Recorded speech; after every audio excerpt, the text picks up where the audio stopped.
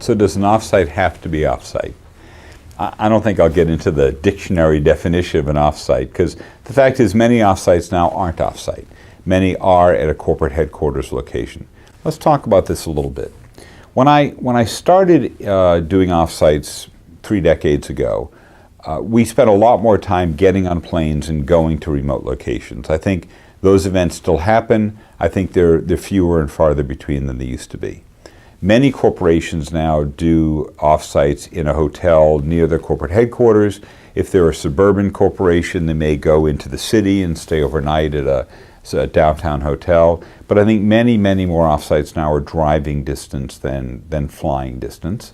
And some are, in fact, because of budget constraints, optics, other reasons, at the headquarters location themselves.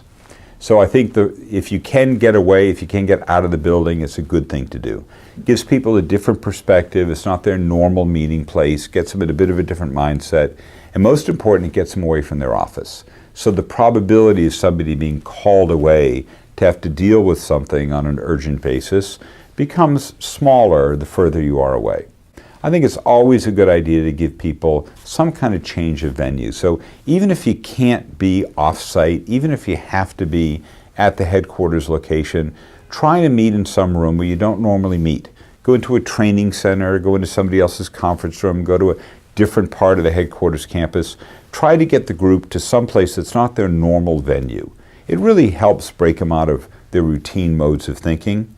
By and large, should an off-site be off-site? If you have the budget, yes, I would recommend getting out of the building. But if it can't, at least get out of your normal meeting place.